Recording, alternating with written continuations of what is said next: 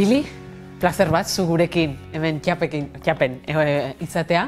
Netako be. Plazer bat, bai, suhiltzailea, Bai. zara.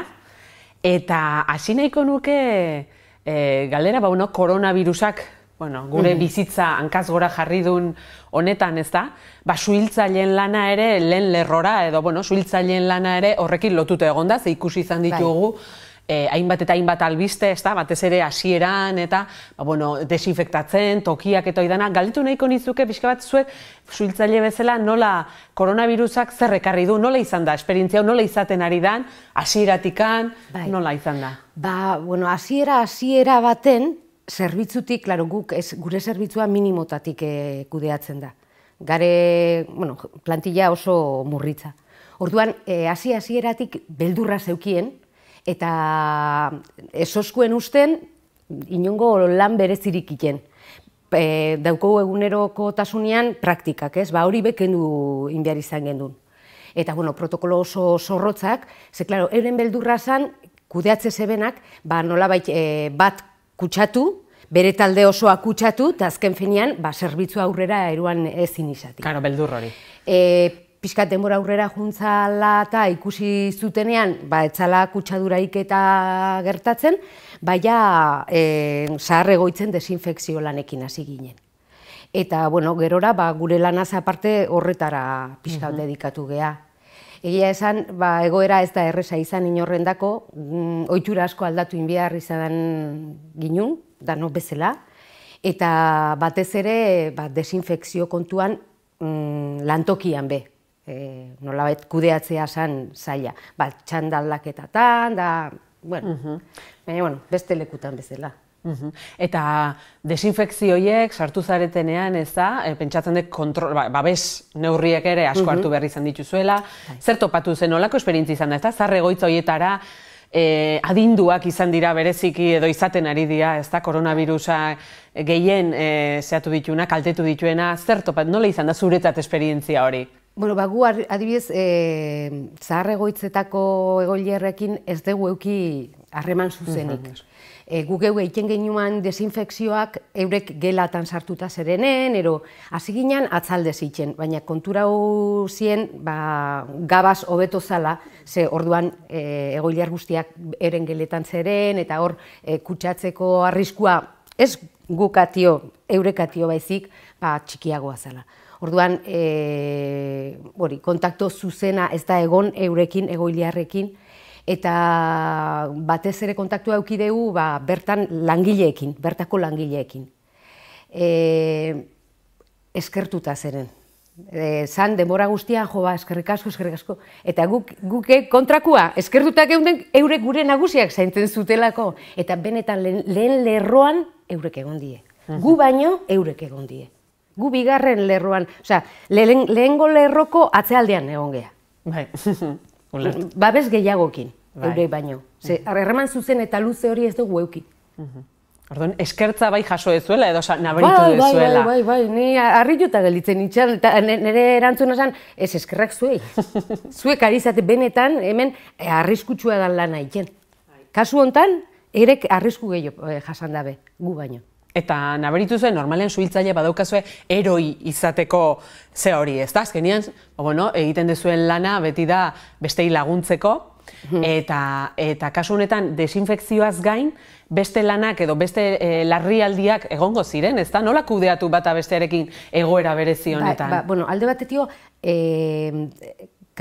gu atenditu dugu, normalen atenditzen ditugun irterak, baina gutxitu indie, hori alde batetio. Eta eskerrak, horren esker, desinfekzio lanak egin ahal izan ditugu.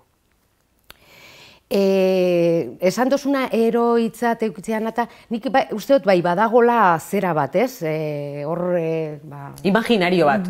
Bai. Nik uste dut estatu batuetan 11Mren inguruan eta sortutako zera bai, pixka bat horrek egin dau. Baina benetan gu ez gara eroia, gu geha privilegiatu batzuk. Dauko kriston lan politia, eskigia da, kondizio osonak, eta gero prestakuntza irankorra. Hori edozein lanetan ez daukozu. Gainera, prestakuntza hori nolabait esateko, Benetako eske da berezia, politia be bai, osea, eske privilegiatu batzuk, osea, ezin da izan. Eta daukoguna da, prestakuntza, nolabait egoera zailetan lan egiteko. Baina prestakuntza daukogu, ez da guk euki ala ez dakit zer. Baizik eta prestakuntza horren esker eta medio horien esker, bai trajeak, bai erramintak, bai horren esker egin aldou lan hori. Jo, privilegiatu batzuk, ze eroita zeletxe. Eskegia da. Eta noizbait eroietaz eta antieroietaz hitz egiten, ze hori ere bagera, ez da? Beldurra pasa duzu egoera horretan? Bai, nik uste ezin dela esan, inor ezin dela izan, ez? Osea, egoera zailetan, gorputza jartzen da zera batekin, eta burduritxasuna, eta beldurra, eta bai, eta horrek laguntzen gaitu. Beldur hori egiten dutzu, benetako arriskutik alde itea. Eta hori beharrezkoa da, hori ez da galdu behar, importantia. Hori kudeatzen jakinen behar da, baina bebai zure onerako da. Baina egon bertzen duten, ez da? Hombre. Eta horri ere aurre egin behar zaio. Claro, hori behi ikasitzen da.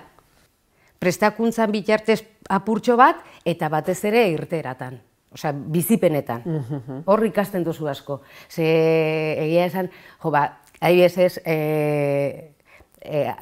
zu hor zare eta arreta jasotzen duzu nahi barik, ez? Kanpoan dagoen jendia eta ez dakit zerta bestia. Eta, klaro, bai mantendu behar dozu zera bat, ez? Beste begira, baina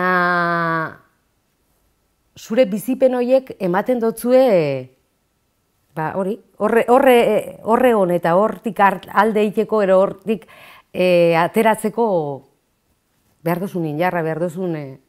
Ondo. Zaki joan nahi zen pixkat eralderatu. Ez, ondo, baina beldurra pasatzen dizuela, esan nahi gitzakiak, zai batzutan ez da... Bai, eta beharrezkoa da. Hori, beharrezkoa da.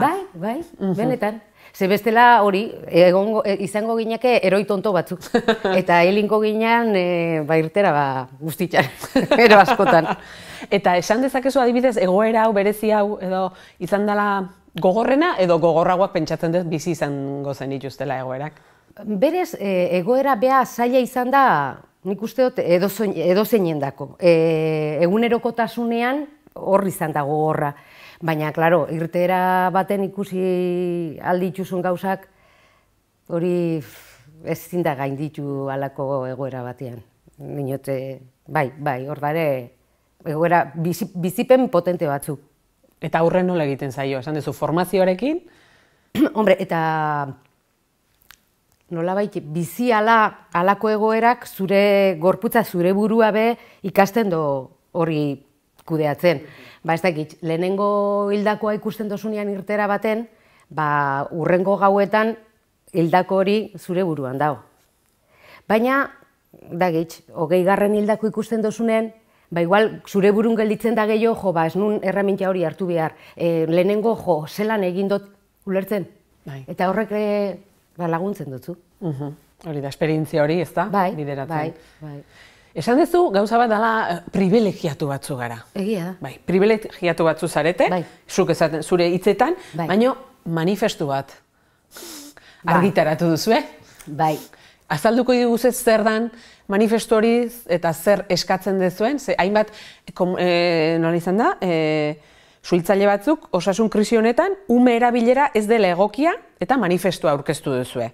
Zer aldarrikatzen zuen eta nortzuk aurkeztu duzue? Bueno, Galizia, Katalunia eta Euskadiko suhiltzaile mundutik atera da manifestu hori nola baita esateko. Ze aldarrikatzen dugu? Gastu militarra, gastu sozialean bideratzea. Zer gaitxik? Hor dago ume, elemento bat, militarra, halako egoeran lan sozialetara bideratu dana, guri zegokigun lana egitera, nolabait ekarri dabe, eta ez dugu inongo momentuan beharrezkoa ikusi, are gehiago esango dut fortzatua ikusi dugu, euren presentzia. Gainera, nahiko murriztuta ginoan askatasuna egoera dela eta eren presentzia ondio murritzagoa bihurtu da gure bizitza, gure egoera. Eta nik uste estatuak erabili izaten dauela, eta kasu honetan erabili dauela ume, bere gastu militar lizunak nolabait zuritzeko.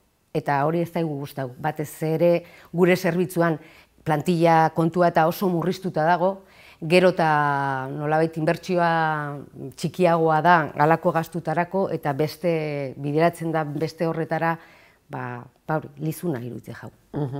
Eta zenbat suhiltzaileek, esan duzu, 3 autonomieko suhiltzaileak esatu duzutela? Bueno, zehatz kantidade bat pertsona izan da sindikatuetatik giratuta eta suhiltzaile koordinadoraetatik eta. Baina hori Gipuzkoan barkatu Euskal Herri osoan, Katalunian eta Galizian izan da. Nafarroan ere bai? Nafarroan uste do, baietz, orain pentsatzen sinatuta eta ja zalantzan nago. Nafarroan egon diela bebai nolabait horren kontrako iritziak eta bai, hori badakit. Baina orain esate duzula, igual Nafarrotik justo hortan ez dabe, nago seguro. Eta, bueno, egin duzue manifestu hau, aurrera begira, badaukazue zerbait gehiago egiteko asmoa edo? Printzipioz, beti eginda eta egingo da, baina gertau ala horri aurre itxen jau, ez? Dinotut ez dago ezer pautatua, ezer rekorrido luzeko, ezer aurrez, ez? Momentua momentukoa. Bai. Bueno, aipatu duzu dagoeneko, etengabeko formazioa ere jasotzen duzuela, pixka bat nola antolatzen da suhiltzaile baten lana? Egunean, astean, ez dakit nola? Askotan guretzat oso misterio bat izaten da, beti daude zain, beti geisten dira barra horietatik, hori galdetu nahi nizu, barra horietatik geisten zarete? Inoiz bai. Baina larregi bez. Gure zerbitzuan antolakuntzari buruz berbaiteko 2 atal egin behar ditugu. Koronavirus aurretik eta koronavirus ostian. Koronavirus aurretik, Gipuzkoan eta Gipuzkoako foru aldundiko langilek bentsat, sartzen geha eguerdiko ordubietan, itzen ditugu 24 orduko txandak, urrengo egunera arte orduan egoten geha. Orduan, ordubietan sartu eta ordubietan urten urrengo egunen. Orduan, eguna, sartzen gehanen, bakoitzak hartzen du ardura, kamioi batena eta ligero batena. Eta horrek ze suposatzen dau, egin behar dau, desinfekzioa, hori koronavirusen, lehen, zan, revisioa, eta bira bat emon, konprobatzeko gauzak behar bezala darela. Erramentia danak bere tokian, txukun, tal. Horren ostian, daukogu, etxe txukun, deitzen jau lan bat, dala areto bat, dago programatuta, protokolo, zea baten sartuta, eta egun bakoitzean egin behar dena. Orduan, etxe txukun tokatze jatzuk, areto bat garbitzea eta txukuntzea. Gauzak bere tokian darela, eta bueno. Ibilgarri be, dauko egunero, eta horrek esan nahi dau, kamioi bat, erribizio sakona itxe jakola, eta garbitu eta hori dana. Gero dauzko, kirola iteko ordu batzuk, txandan sartzen gara atzaldean, atzaldeen pare bat ordu, eta hurrengo egunen beste pare bat ordu. Eta praktikak. Praktika daukogu, bebai 2, atzalden bat eta goizean beste bat. Koronavirus aurretik. Koronavirus ostean, segertau da, desinfekzio, gure parkeko desinfekzioa sartzeruzkoan egin behar, hartzen dugun kamioia eta errebisatzeaz aparte. Etxe txukun behitzen da, orain oso garrantzitsua da, inoiz baino garrantzitsuagoa, ibilgarbi behitzen da, lan horiek egin alditzuzu distantzia mantentzen, kendu degun gauza bakarra izan da praktikak. Kirola behitzen dugu, baina banaka. Nolabait antolatzen dugu eguna, ez juntatzeko zean, gimnasioan, 2 pertsona baino gehiago. Kendu dugu? Praktikak. Zergaitzik, praktikak iteko kontaktu zuzena beharrezkoa dalako. Baina horren ordez, desinfekzio lanak. Koronaviruseko desinfekzio lanak. Orduan, gure egunorokotasuna mantendu da, bere horretan, hori ezik, praktikak ezik. Eta gero, praktika ordu horiek desinfekzio, zaharregoitzak desinfektatzen pasa ditu. Eta adibidez, dei bat jasotzen denean, nola izaten da funtzio? Horrekin ahaztu nahi, ez da importantena da. Garbitu asko garbitzen dezu. Irtera da, gauza bat, zuzeuk aukeratzen eta kontrolatzen ez dezuna. Programa ezina dana. Orduan, eginkizun guzti horien tartean, horiek dien nola baita esateko, zaigaren bitarten egitekoak. Baina, deia dagonean, berdin do, zertan zabitz. izan behar da, dana utzi eta alde. Hori da, eta jasotzen du norbaitek edo... Zeinek. Hori da, zeinek, alarma bat ez? Gehal 5 pertsona turnoko. Hori da. 5 eta 5garrena izan da azkeneko urtean lortu degun gauza bat, egon zala egoera bat oso pertsonal aldetik oso eskasa, parke bat itxin behar izan zen, momentu baten, eta orduan ja erabaki zeben, ze minimoa da 4. Eta orduan, epini zeben 5garren zuhiltzailea, normalen 2 kamioi gutxienez eruaten dugu, edozein irtera dela, eta segun ze irtera, kamioi diferentiak eruate ditugu, bai? Baina gutxienez 2, orduan, 2 pertsona doia segidatzen, kaboa doia baiesanekin komunikatzen, eta beste biak kopiloto lanak, zehose behar bada. Ninotzut, parkean ez da inor gelditzen. Danak ateratzen. Eta, adibidez, dei hori, Gipuzkoarekin, zuen bailararekin, zeri dago lotuta? Grabedadeari, pentsatzen dut, segur zer nolako... Hor dago, baiesan da zerbitzua Eusko Jaurlaritzatik ematen dana, eta hor koordinazio lana egiten da. Orduan, deiak handi jasotzen dira. Dei horiek gero giratzen die, badagokion parkera. Lehenengoz, hortik, Gipuzkoa, Bizkaia eta Álava, bakoitza dauka bere zerbitzua. Orduan, baiesanetik komunikatzen die, erkidegoko tokatzen zaion zearekin, zerbitzuarekin harremanetan, eta hortik ja zuzenen dagokion parkeare. Orduan, guri iristen zaigu deia, bertatik edozein momentun. Hori da, eta izan daiteke kirola egiten ari zarela, eta jantzi berdezu eta prestatu berdezu. Praktika bat egiten ari garela, eta kamioi batekin garela ez dakize, eta traste guztiak ateata, eta horri biltzen gea, zoratuen pare, saltoka. Eta, dagoeneko, zu suhiltzaile noiztik zara? 2007an egin nun lehenengo opea. Bertan gainditu nun, baina enun lanpostua eskuratu, orduan poltsa baten gelditu nintzen. Suhiltzaileetan segertatzen da, prestakuntza berezi bat jaso behar dozu lanen hasi alizateko. Prestakuntza hori ematen dotzu administrazioak. Gaur arte behintzat, ez dakit aldatuko da, baina momentu zola da. Orduan, ni gainditu, poltsan gelditu, baina ez naukan kurso hori eginda. Orduan, eurek beharra eukiala, deitu iten zaituek, kurso haiteko. Neri deitu ziaten 2012an. 2012an kursoa egin eban, eta ondoren, neukan lanan, neukan esan da, aurdunaldi bat nik kubri duku nula, orduan, sartu nintzen suhiltzaile lanen, apurtxo bat beranduko, kuestioa da, 6 urte jarraian dara mazkiala, 7 itxeko lanen. Eta lanpostu, interinidaden bakante baten, 5 urte 6 itxeko. Eta nola erabaki zenun suhiltzaile izan nahi zenula? Tentazioa etxean neukan. Ara. Gizona, suhiltzaile esan, eskondu gineanen, zebilen interinidaden eta lanpostua eskuratu nahian. Eta handi gutxira ja aterazun lanpostua.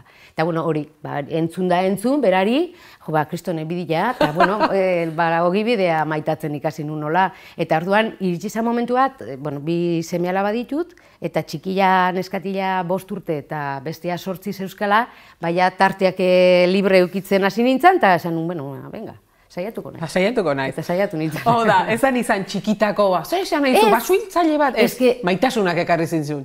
Bai, baina txikitatik, erreferentziarik ez ginuan horretan amesteko, bez? Horretio importantea iruditze jatalakoak itea. Eta are gutxiago erreferentzia esan dezu, emakume suhiltzaile erreferentzia zenbat?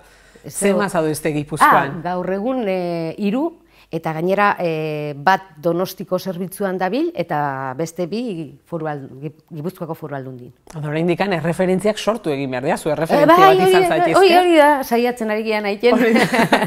Eta, hau da, frogak egiterakoa, lanpostuan lortzerakoan, emakumearen, zu nola sentitu zinean frogoiek egiterakoan? Zegaro, tradizioz, gizonezkoentza diseinatut egongo ziren, edo ez, edo bai, hori galdetu nahi dizut. Bai, badare, nolabait gauza batzuk logikoak dienak, ezta? Gaur arte, bakarrik gizonak egin da belan hori, neurria eta eskatzen da bena eta zera hortatik dator, ez? Eta zentzu hortan nik ez dute esaten inor kulpa daukanik, baina egia esan, froga fisikoak oso jirauta dare gizonezko den alde, nahi barik, baina hola da, batez ere landu beharrekoa da leste superior, eta hortan gizonak ja estrukturalki dauke abantaila, hori garbi dago. Nik esperantza daukat, emakumeak suhiltzaile lanetan sartu eta hortik aurrera, hori aldatzen jungo dala eta egokitzen benetan gure lanari. Ez dut ikusten benetan egin beharreko froga horiek lanarekin lotuta darenik. Ez dare, ez dare. Dare nolabait, gizon fuerte bat izan behar za. Eta hori neurtzen dauen frogak, nolabait. Baina beste gauza asko behar dira. Bai, ni adibidez, beti esate detena, lanen ez dago diferentziaik gaur egun. Garen neskak egiten ditugu lan berdinak, eta ez dago inongo begirunerik esatiana, zuk esartu hori. Ez dago, ez ezin da. Pentsau, 5 pertsona egon da, emergentzia baten aurrian, nola, ez zuk ez ikutu, hemen danok ikutzen dugu, hartzen dugu, eta altzatzen dugu. Orduan, lanari begiranik ikusten dut, aurrez, hasi aurretik, bebai zalantzazan jo, alko dut. Kapaz izango naiz. Ez dakizu.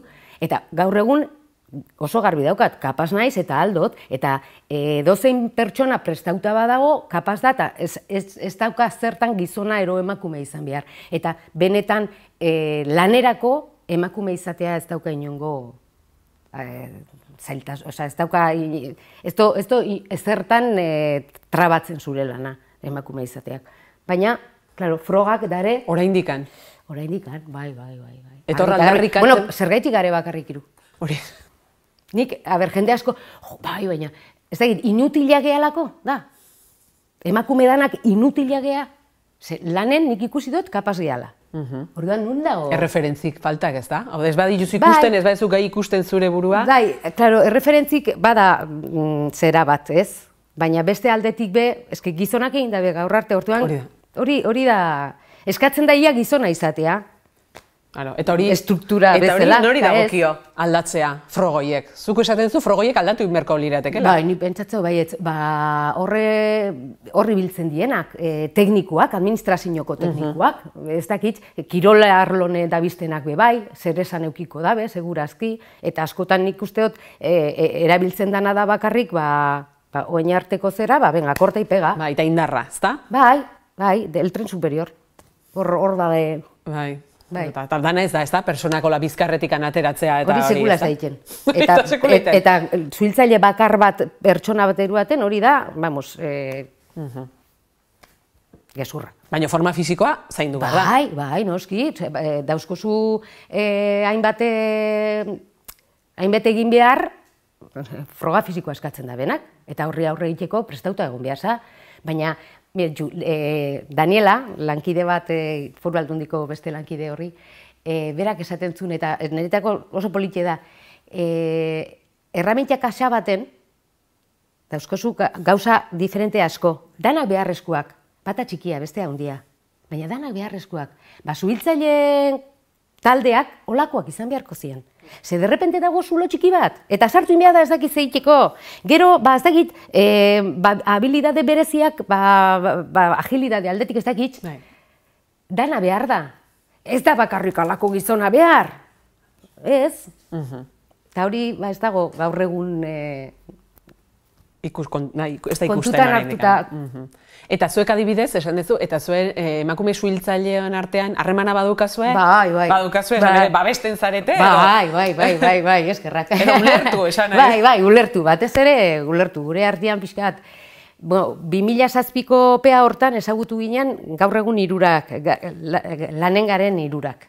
Eta, arrezkeo, gu hiruren artean beti eukideu zera bat, erlazio zuzen bat, eta gero, okurridu zitzaigun Euskal Herri mailan sortzea, Naparro sartuta, emakume suhiltzaileen WhatsApp talde bat, baina hor komunikatzen geha, eta egon die momentu batzuk, ondo etorri da.